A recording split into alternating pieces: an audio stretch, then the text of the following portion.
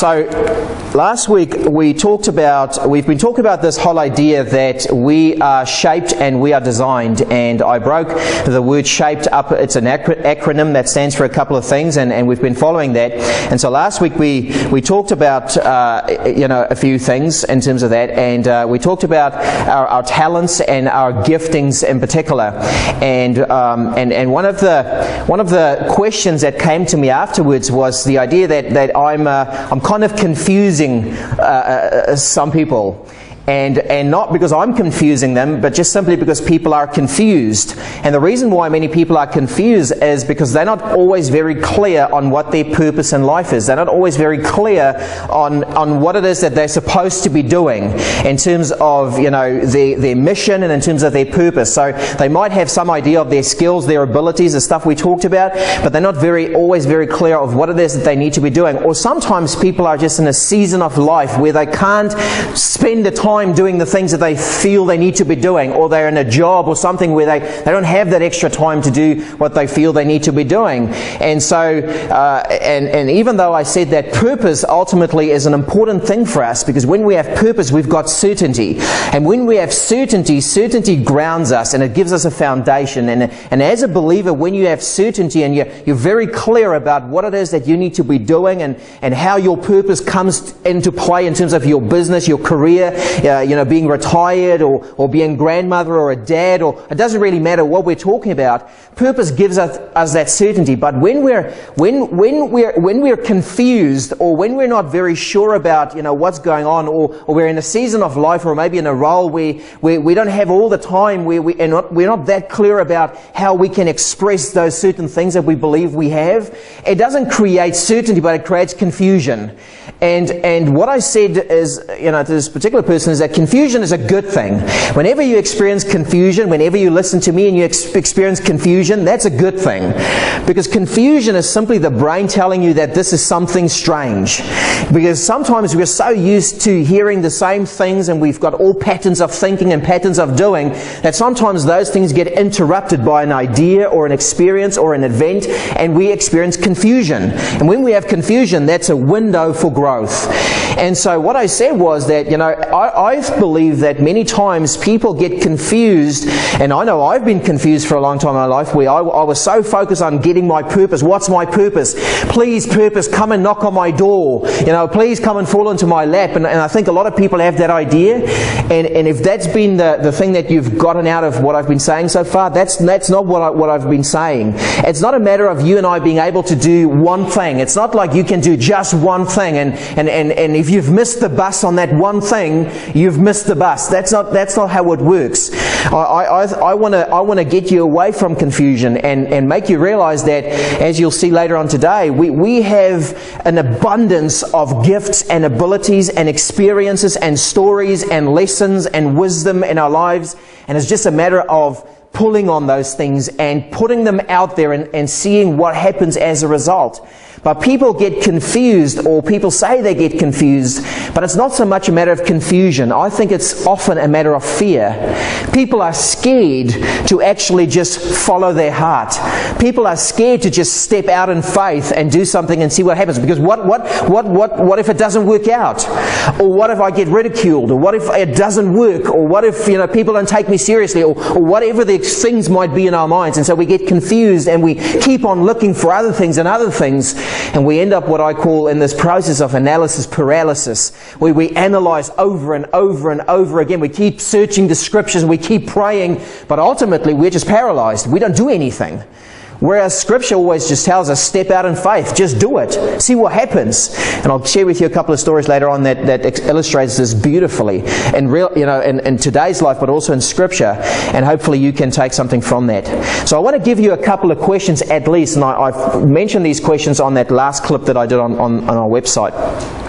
And if you're really stuck and you're really confused, I want to give you, I don't know if there's 6 or 8 questions here, but I want to give you a couple of questions to at least write down, and you can at least start with these if you absolutely want something.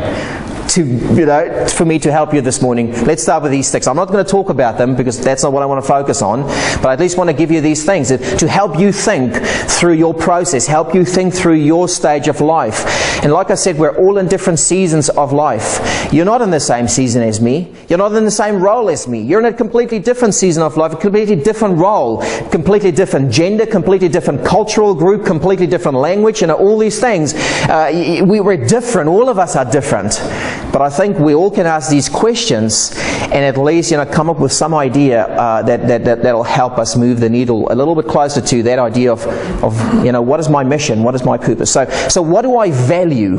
What is really important to me? I said a couple of Sundays ago, we all value different things. There's a reason for it. What do you truly value that burns like a hot fire within you? What do you value? What do you believe?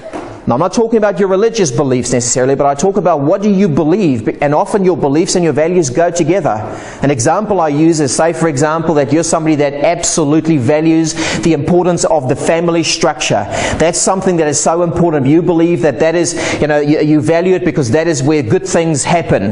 Now, you might believe that, you might believe in that because you've experienced it, and so therefore you believe in the value of that. Somebody else might value something else because they've had different experiences, so they'll believe something else. It doesn't make the one right and the other one wrong. It just means that you'll have a slightly different path in terms of how you live out your mission and your purpose.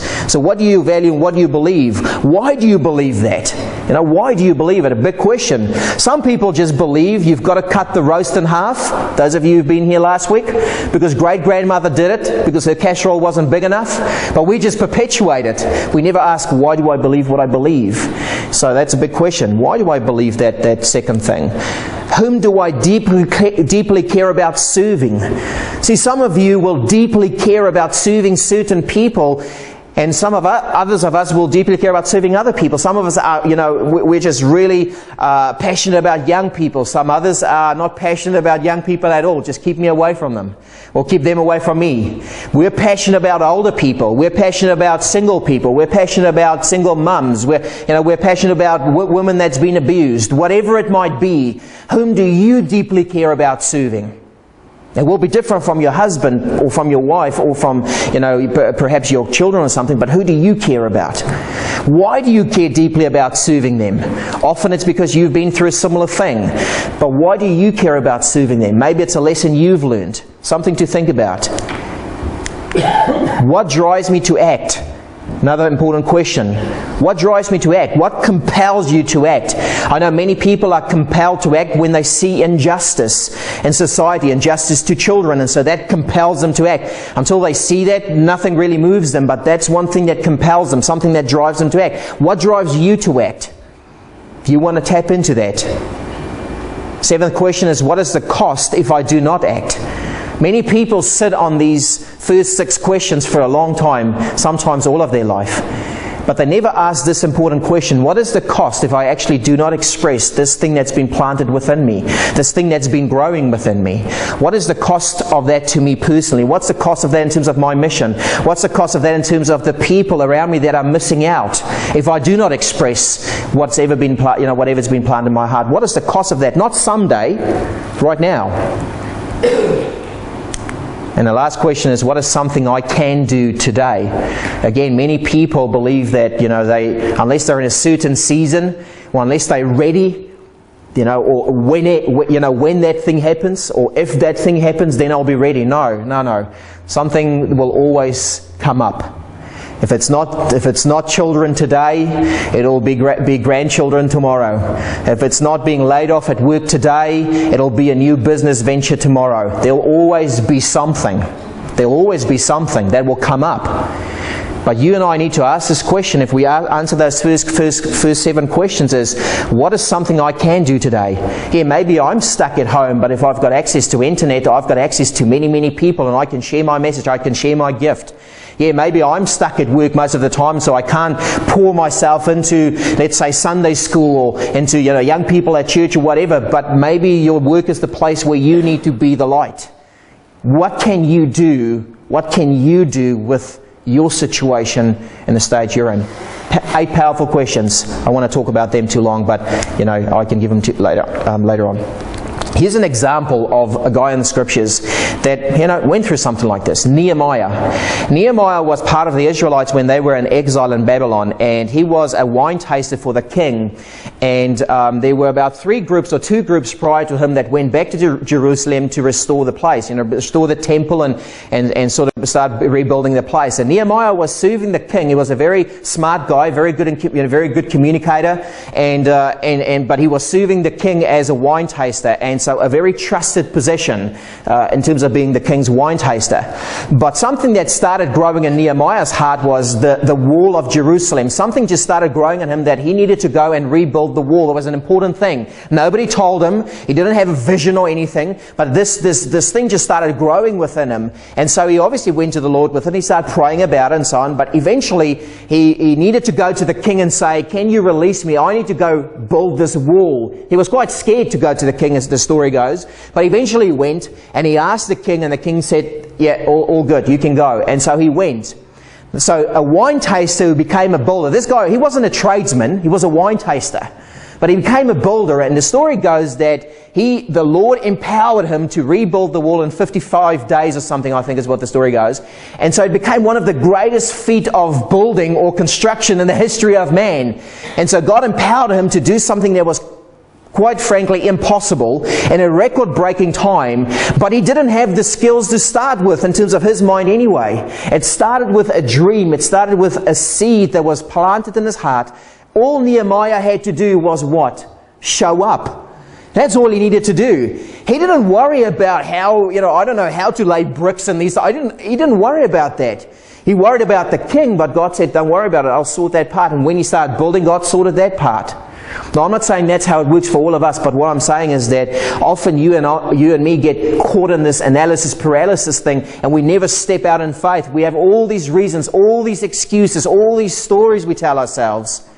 Sometimes all we need to do is step out. And it starts with a dream, something that's been planted in your heart and it's been growing for a while. Sometimes we just need to start and let the doors open, as they may. Let the dice fall as they may. Let God open the doors the way He wants to do it. You and I will most likely mess it up anyway, if we had to, create it or plan it. So let's just step out, as Nike says, just do it. So sometimes just listen to your heart and start somewhere. So guys, I want to finish today with this word shaped, and I'm going to talk about the last two, ED, experiences, and DNA.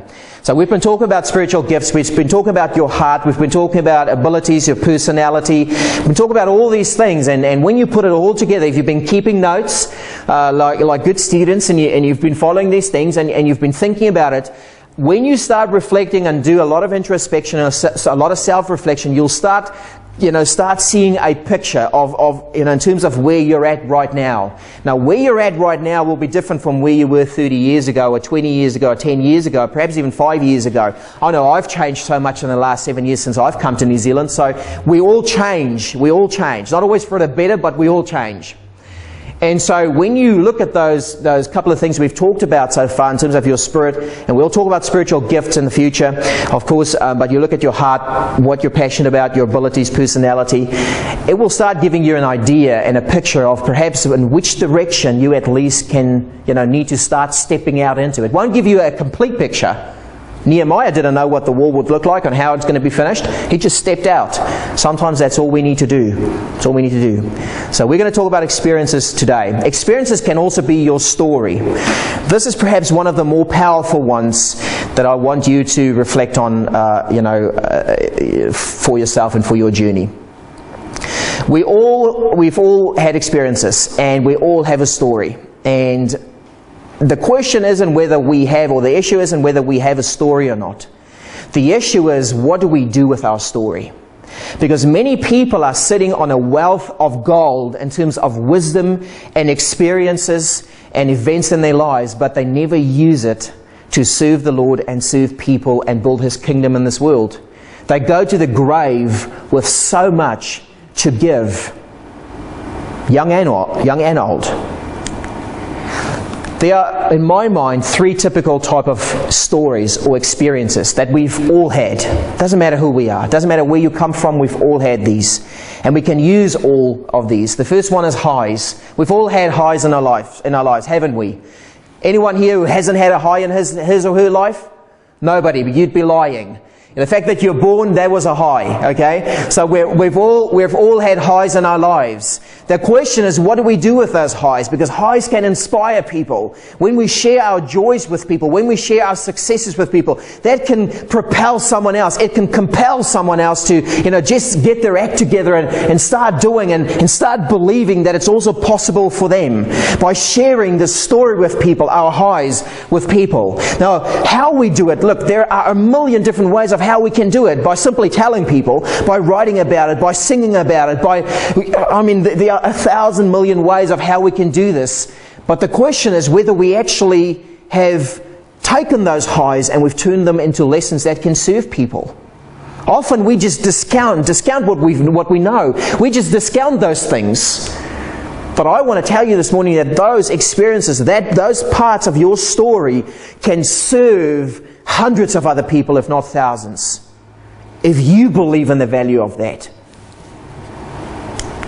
You also had lows, of course. We've all had lows. Some of us might be going through a low right now. We've all had lows in our lives, of course. But here's the thing.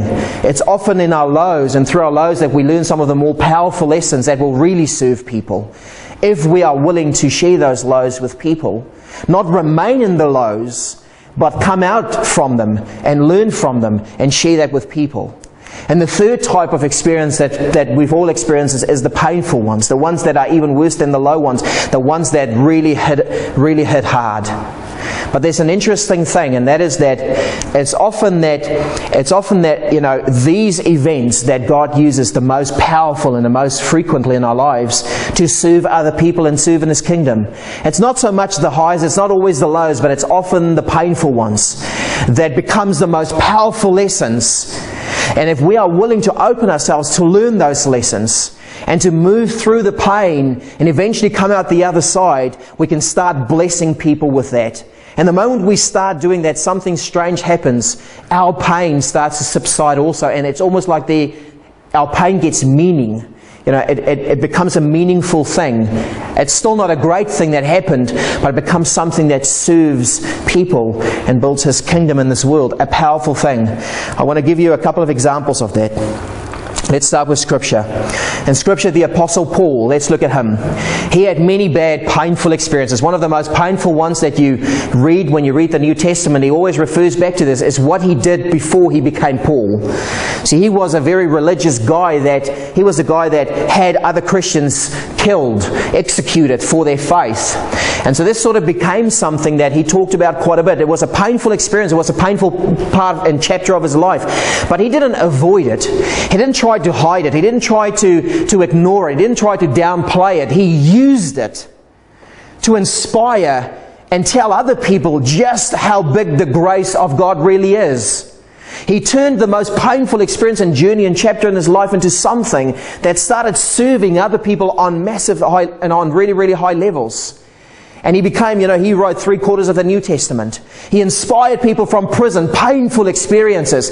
But if you read the Scriptures, you read his letters to many of the congregations, most of his most joyful letters were written where? In prison.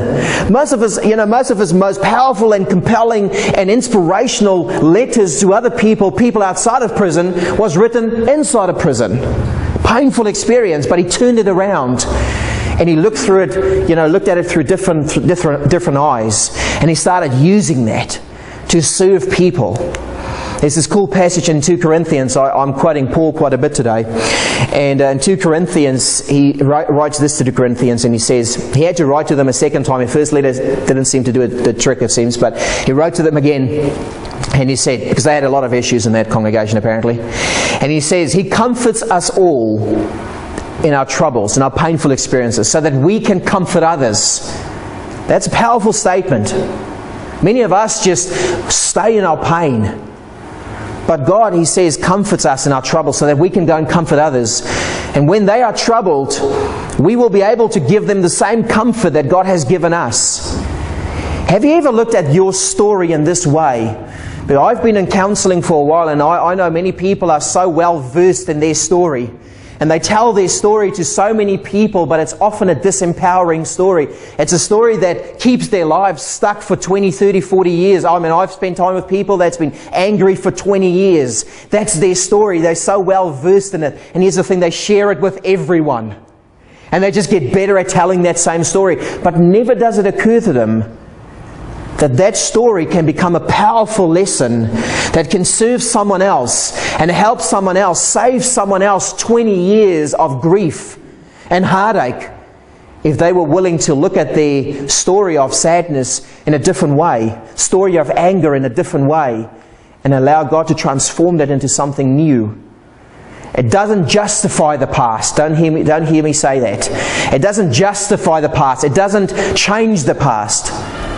But it sure as heck changes your present, and also your future, and the future of other people. Powerful verse. Sometimes our greatest gift to the world comes from our darkest times. I want you to write down that quote. That's one for the ages. Sometimes our greatest gift to the world comes from our darkest times. If we're willing to look at those times and allow them to be transformed. Don't hear me say, stay in the pain. That's not what I'm saying at all. You can serve no one if you stay in the pain. Pain is inevitable, but suffering is a choice. And you and I need to learn the difference between that. And ultimately, when we do, we can start serving the world at a very high level. So the question I want you to ask this morning is simply this: how can I build God's kingdom and serve the world with my history, with my past? How can I serve the world and people around me with that, starting right now?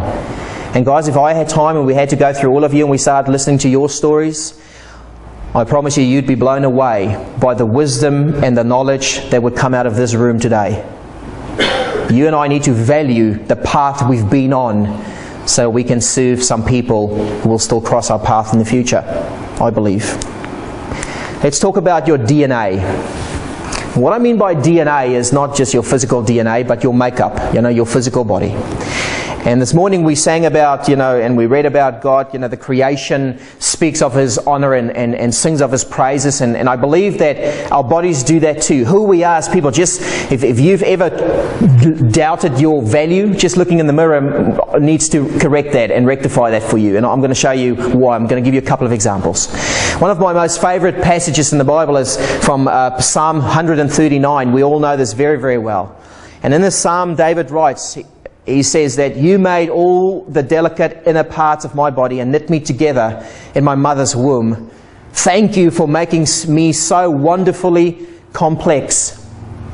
We're going to talk about that in a second. Your workmanship is marvelous. How well I know it. You watched me as I was being formed in utter seclusion, as I was woven together in the dark of the womb. You saw me before I was born. Every day of my life was recorded in your book. Every moment was laid out before a single day had passed.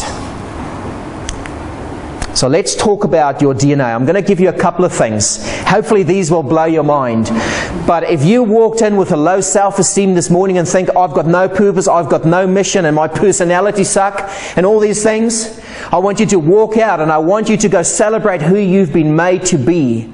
And start with that at least. And if you've got nothing, if you believe you've got absolutely nothing to share with people, every story, every experience, every ability in your life has no meaning whatsoever for people, then go and share this with people. The fact that you are absolutely awesome and magnificent. If that's the only thing you can share, go and do that. And if you really need help with that also, share these slides with them in this morning to get you started. Because once you get started, you won't be able to stop. And it starts creeping into every area of your life.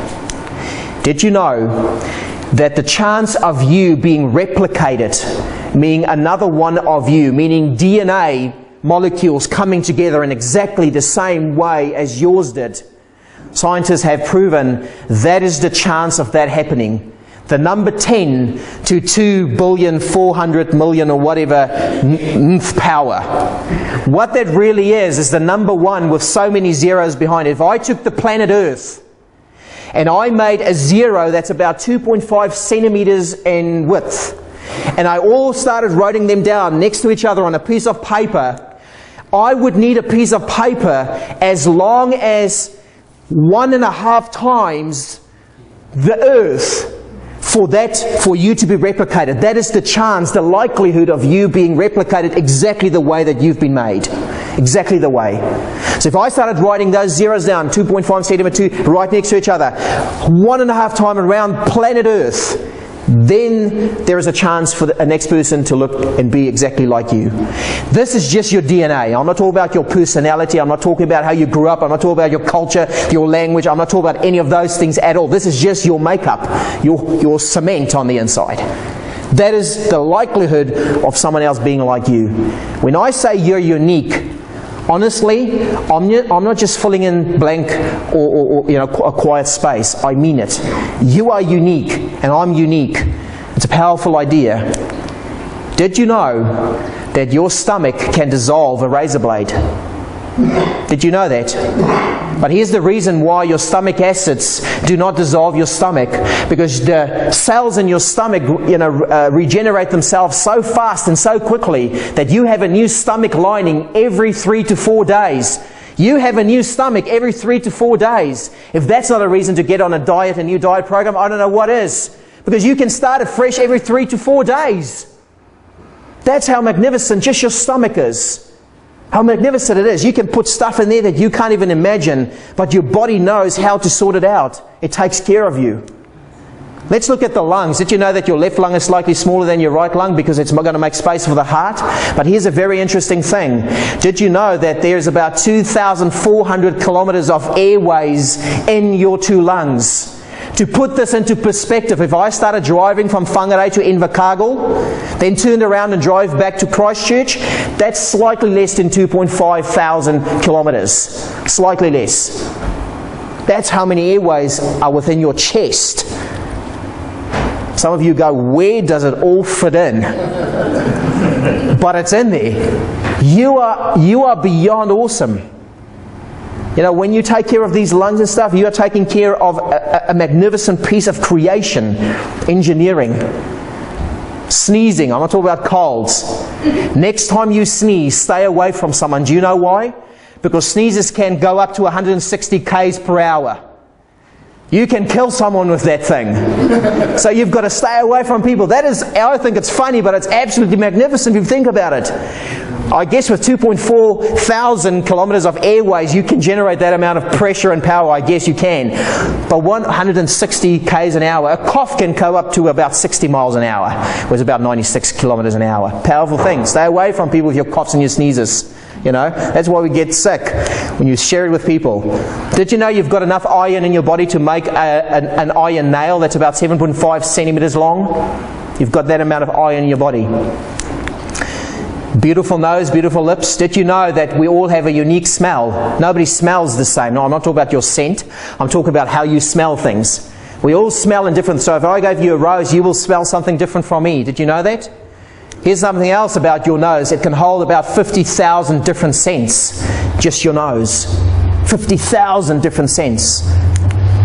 Here's another fact for you.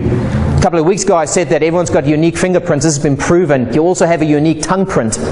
Your tongue's not the same as anyone else's on this planet because of how we're combined and how our DNA comes together. You are unique even to your tongue print.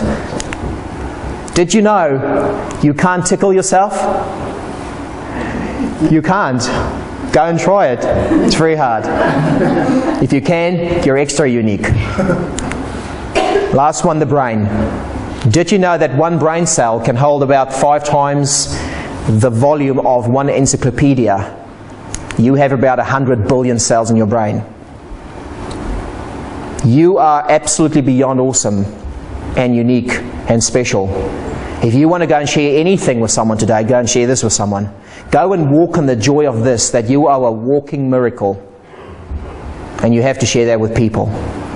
I'm going to finish with these last 2. Isaiah once wrote, and he says, "O Lord, you are our Father, and we are the clay, and you are the potter. We are all formed by your hand." Today my goal has been very simple. I wanted to share with you these last two, of course, experiences and DNA, but I also wanted to address this idea of being confused about what it is that you're supposed to be doing, and if it's not clear that I have a mission, or what's my abilities, and how do I need to use my personality in these things. Maybe it's because you're asking all the wrong questions. Maybe it's because you simply need to accept that you are clay and God is the potter, and all you need to ask is, Lord, form me. Shape me in the way that you want me to be. Use me the way that you want me, to be used. You are the potter, I am the clay. But there are 4 traps, guys, that when we get so confused, there's 4 traps for us as Christians that we often step into, and it makes us ineffective in terms of our purpose and what the Lord, I believe, wants us to do in our lives. 4 traps. I'm not going to talk about them, but I just want to give them to you. Here's the first one: confusion, as we already talked about. I believe that the enemy wants us to be confused. The moment I can get you to be confused, I make you ineffective. If you can be confused about who you are, that means you're ineffective, which means victory for the other side, so to speak. Comparison. When you sit here and you start comparing yourself with other people, or I can't sing beautifully, or I can't speak, or I can't do this, comparing yourself. Comparison is a dangerous trap. If you find yourself comparing yourself with other people, you've got to get rid of that. You've got to get rid of that. Just go stick your tongue out in the mirror and say to yourself, I've got a unique tongue. I shouldn't compare myself to people. Do that. I know it's silly, but at least you'll laugh at yourself. Stop comparing yourself. The fourth one is conforming. Is when we compare ourselves so much, after all, we'll start conforming. And when we start trying to be something or someone we're not. But the only person that loses is you and everyone else who needs to be served by you being you. Whether you're 18 or 80, it doesn't matter. And the last one, which is a dangerous one, is that once you've gone through all these, then we typically cash in or we clock out. Is when we get to this point where we say, well, that's me. I don't really have anything to share or to give, and therefore I'll just cash in, I'll clock out, and I'll just go and sit on the bench, watch the players play the game of life. Some people do not feel comfortable when I share this because they want to be left in peace. I don't want to leave you in peace. I want to challenge you. Last verse. We now have this light shining in our hearts, but we ourselves are like fragile clay jars containing a great treasure. This makes it clear that our great power is from God and not from ourselves. Yes, we are special. Yes, we are unique. Yes, you are beyond awesome. But you and I are still fragile clay pots with a great treasure on the inside. Perhaps it's time to just hand ourselves over and say, Lord, what will be, will be. I trust you to guide me. I trust you to use all these things. But one thing I will commit myself to, and that is this. I will step out in faith. Come today. Starting today. I hope that's true for you too.